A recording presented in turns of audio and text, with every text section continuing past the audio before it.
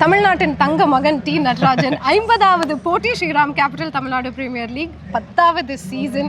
First of all 50th game அப்படிங்கிறது எவ்வளோ special? ஆக்சுவலாக நீங்கள் சொல்லி தான் எனக்கே தெரியும் இப்போ 50th கேம்னு. அப்படிதான் எல்லா கேமுமே ஸ்பெஷல் இல்லை ஆமாம் கண்டிப்பாக எல்லாமே. ஏன்னா ஒரு நடராஜனாக வரதுக்கு காரணமே இந்த டிஎன்பிஎல் தான். நிறைய யங்ஸ்டர்ஸ்க்கு இது ஒரு ரொம்ப ஒரு ஆப்பர்ச்சுனிட்டி கொடுக்குது. ரொம்ப பெரிய ஒரு பிளாட்ஃபார்ம் வந்து உண்டாகிருக்கு. இன்னும் வில்லேஜ்லேருந்து வரவங்களுக்கு நிறைய ஒரு ஆப்பர்ச்சுனிட்டி கொடுத்துருக்கு. ஸோ அப்படி வந்தது தான் நானும். இது எப்பவுமே எனக்கு எப்பவுமே ஸ்பெஷல். அதுவும் இல்லாத இது எப்பவுமே மறக்க முடியாத ஒரு விஷயம். எப்படி நன்றி கடன் மாதிரி இது. தமிழ்நாடு வந்து கிரிக்கெட் வந்து இப்படி ஒரு இனிஷியேட்டிவ் எடுத்ததில் நிறைய பேர் வந்துட்டு இருக்காங்க, இன்னும் வந்துகிட்டே இருக்காங்க. நிறைய யங்ஸ்டர்ஸ் வந்து வராங்க. அப்படிங்கிற பட்சத்தில் நானும் அதில் இருக்கேன். 10வது வருஷம் ஜர்னி ஆகிருக்கேன். ஐபிஎல்லையும் 10 வருஷம் ஜர்னி ஆகிட்டேன். இதுலேயும் 10 வருஷம் கடந்துட்டேன். பெரிய விஷயம் அது. அது இத்தனை இன்ஜுரி வச்சுட்டு ஸோ கரெக்டு தான். பட் இருந்தாலும் எனக்கு மட்டும் ஸ்பெஷல். நிறைய ஒரு வருஷம் நல்லா பண்ண, ஒரு வருஷம் அந்த மாதிரி ஆயிட்டு. அதனால தான் நீங்க எங்களோட ஹீரோவா இருக்கீங்க நட்டு. உங்களுக்கு புரிய மாட்டேங்குது. உங்ககிட்ட இருந்து எல்லா யங்ஸ்டர்ஸும் அந்த ஒரு லெசனை எடுத்துக்கிறாங்க. அதுக்காக ஐ திங்க் நாங்க உங்களுக்கு தேங்க்ஃபுல்லா இருக்கணும். லாட் ஆஃப் யங்ஸ்டர்ஸ் கண்டிப்பா தேங்க் பண்ணுவாங்க. எல்லாம் கடவுள் புண்ணியம். பட் இதுல வந்து 50வது கேம்ங்கிறது ஒரு எனக்கு ரொம்ப சந்தோஷம். அது எப்படி திடீர்னு வந்து இன்டர்வியூ என்னன்னு கேட்டேன். நான் எதுவுமே பண்ணல. 50வது கேம் போ அப்படின்னு. அப்படியா எனக்கே தெரியலையே அப்படின்னு. ஸோ ரொம்ப சந்தோஷம். அது வந்து எப்பவுமே நான் மறக்க முடியாத ஒரு விஷயம். இந்த டிஎன்பிஎல் வந்து லைஃப் லாங் வந்து என்னோட கெரியருக்கு வந்து ஒரு வழிகாட்டியாக இருந்தது இது. ஸோ எப்பவுமே ஆல்வேஸ் ஸ்பெஷல்.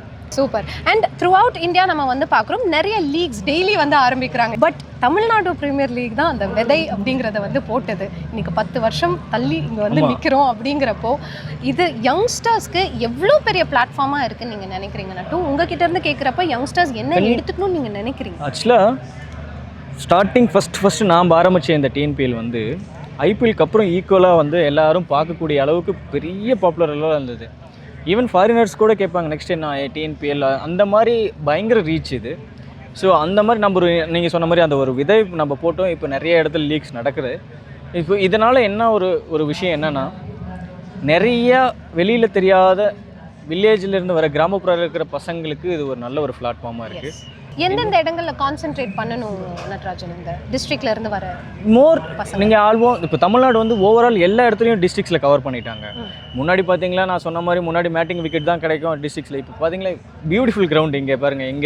இங்கே கோயம்புத்தூர், சேலம் எல்லா இடத்துலையும் இருக்குது. இப்போ திருச்சியில் கூட ரெடி ஆகிடுச்சு. எல்லா இடத்துலையும் பயங்கரமாக இருக்குது. இன்னொன்று மெயின் திங் வந்து ப்ராக்டிஸ் வசதி வந்து பயங்கரமாக இருக்குது. முன்னாடி வந்து சிட்டியில் மட்டும்தான் நிறைய ஆப்பர்ச்சுனிட்டி இருந்ததுன்னு சொல்லிட்டு இருந்தாங்க. இப்போ எல்லா இடத்துலையும் அதாவது தமிழ்நாடு கிரிக்கெட் அசோசியேஷன் வந்து பயங்கரமாக இனிஷியேட்டிவ் எடுத்து எல்லா இடத்துலையும் சேட்டலைட் சென்டர் ஆரம்பிச்சிருக்காங்க. மதுரையில் கூட இப்போ ஒரு சென்டர் செம்மையாக இருக்குது. பியூட்டிஃபுல்லாக இருந்தது. அதை நான் பார்த்தேன் கிரவுண்டு. நம்ம வந்து எடுத்தோன்னே ஐபிஎல் இந்தியா அது மாதிரி லீகு நம்ம ஃபர்ஸ்ட் டிவிஷன், செகண்ட் டிவிஷன், இப்போ தமிழ்நாடு அண்ணா அதுலேருந்து நிறைய பேருக்கு நிறைய வேலைவாய்ப்புகள் கிடச்சிருக்கு. நிறைய கவர்மெண்ட் எம்ப்ளாயிஸ் நிறைய பேர் இருக்காங்க. ஸோ எல்லா ஒரு விஷயத்தை தேர்ந்தெடுக்கிறாங்க அப்படின்னா நிறைய ஆப்பர்ச்சுனிட்டி இருக்குது. ஸ்போர்ட்ஸில் பொறுத்த வரைக்கும் நீ நல்லா பண்ணுற, அதுக்கு எவ்வளோ நீ உண்மையாக இருக்கியோ, ஹார்ட் ஒர்க் பண்ணுறியோ, அதுக்கு உன்னை கொண்டு போய் அந்த இடத்துல வந்து கண்டிப்பாக கொடுக்கும்.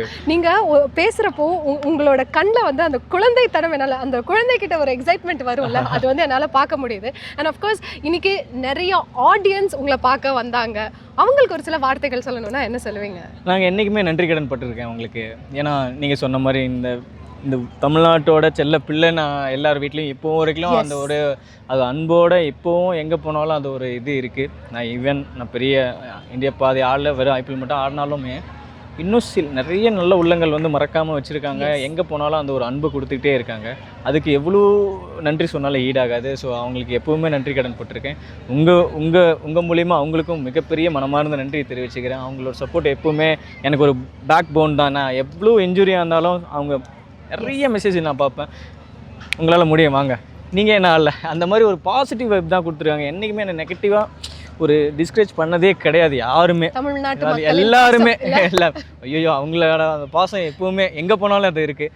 அது கடவுளுக்கு தான் ரொம்ப நன்றி சொல்லணும். ஏன்னா இந்த மாதிரி ஒரு பாக்கியம் எனக்கு கிடைச்சதுக்கு ரொம்ப நன்றி கடவுளுக்கு தான் சொல்லணும். சூப்பர்.